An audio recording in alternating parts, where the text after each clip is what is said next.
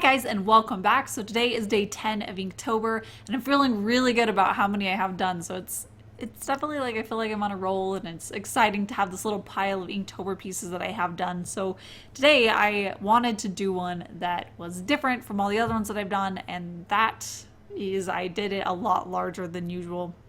And I mean, this piece of watercolor paper that I'm working on really isn't that big, but it is a lot bigger than how I usually work. Most of my traditional pieces are actually really tiny, and I just like being able to sit down and do something that's pretty quick, but I can still feel like it's polished and cleaned up, but it's small, so it's something a little bit more palatable. But today I wanted to try doing something much bigger, and I'm glad that I did, because it was just a very different process than what I usually end up doing for my small pieces.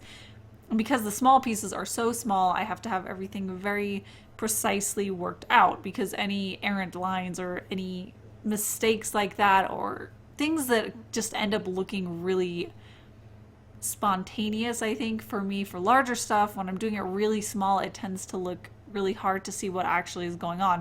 I have to be very on point with what exactly is happening and show exactly that. So when I was working bigger, I was able to take a lot more liberties as far as showing more texture and doing more splattery kind of effects, and just letting myself work a lot looser than I am used to, which I think was the biggest benefit to working bigger, is that I just felt a lot freer to really experiment on this piece and try out a lot of different textures and not be afraid to get very perfectly lined in things and make sure that everything was just perfectly locking into place. This just felt a lot more freeing for me. And I also did something a little bit different, where I have in Inktober, I've sketched something out and just inked right on the sketch.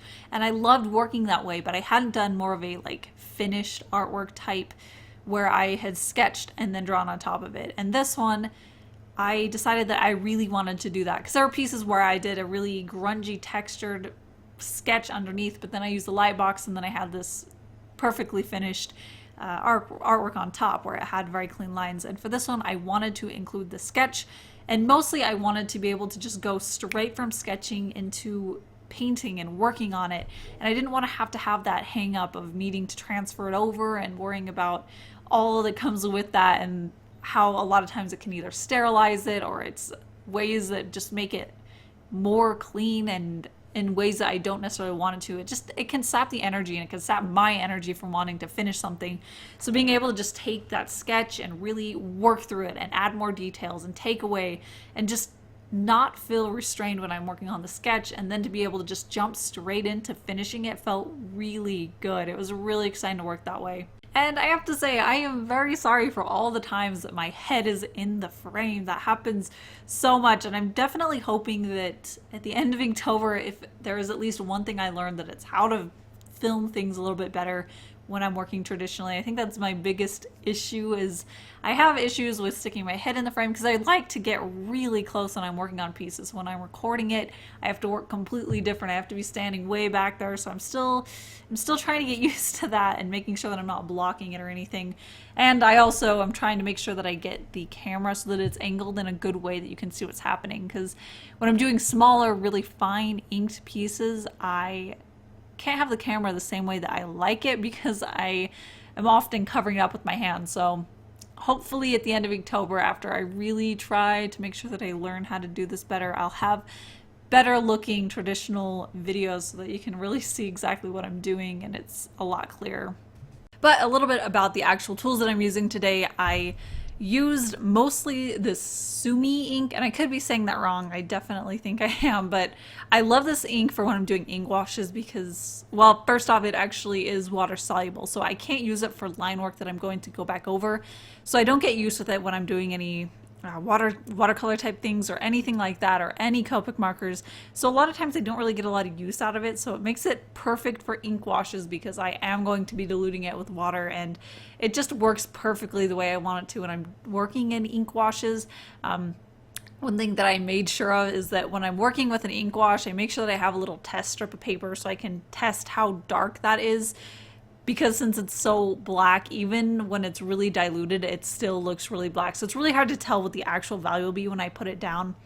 And also, I've kind of started to learn that it dries a lot darker, or it dries a lot lighter than it looks when I first put it down when it's wet. So that really helps me gauge it, is that sometimes when it looks really too dark, I know that it might just be right where I want it to be. So a lot of times I end up putting something down that looks way, way darker, but it fades down and you can still see the details behind it that I want to show through. So I think it's one of those things where it's just getting more practice of how to use ink washes and getting used to that. And that's something I haven't really done a ton of. So I'm really excited to keep figuring this out and learning, because I really love this monochromatic look that I can create with the ink washes. So I'm excited to do more pieces focusing on ink washes like this.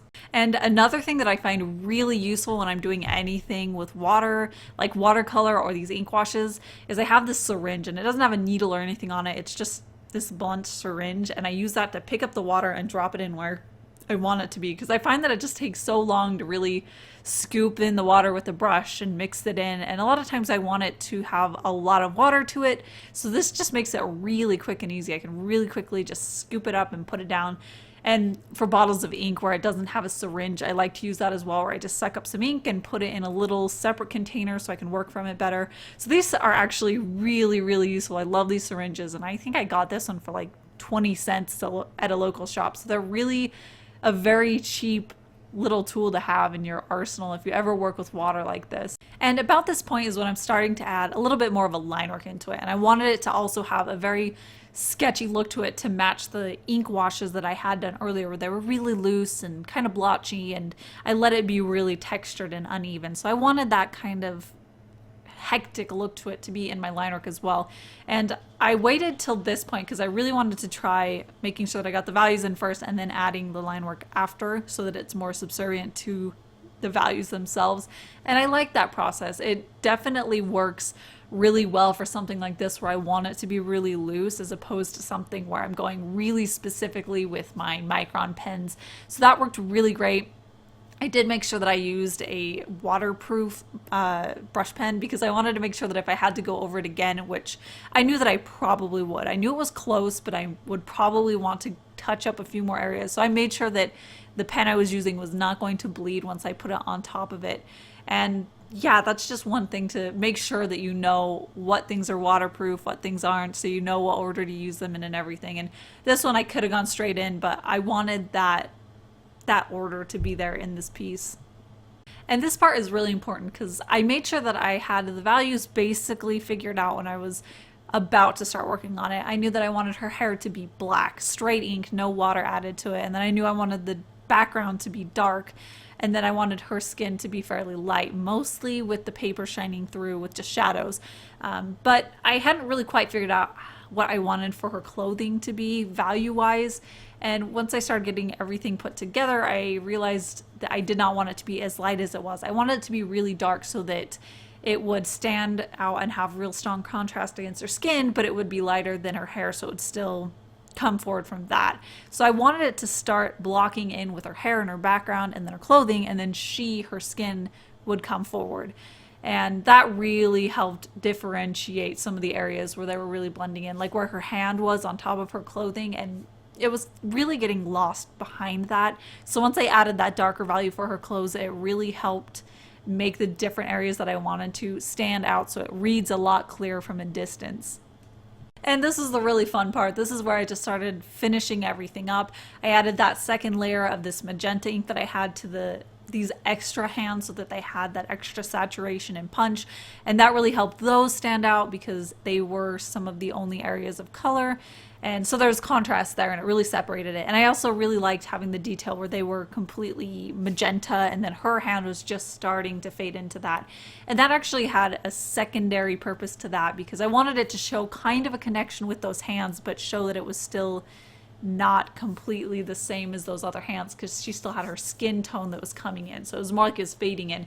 But it was also really helpful because her hand was on top of her own skin. That value was kind of merging together towards the end of her fingertips. So by adding this more magenta color, it really helped those pop against her skin.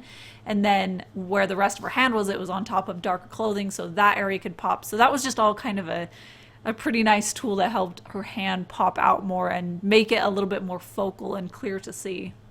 And that is everything for today's Inktober. I loved working on something this loose. It was a really good refresher while I'm in the middle of Inktober. But if you are interested, the original is going to be up in my shop right now. So she is available right now. If you want to click on the link right below me, you can check her listing out and all the other things on my shop. I have lots of prints and buttons available. But yeah, she is looking for a new home. But anyways, thank you so much for watching, and don't forget to hit subscribe if you haven't yet, and I'll see you tomorrow for another Inktober.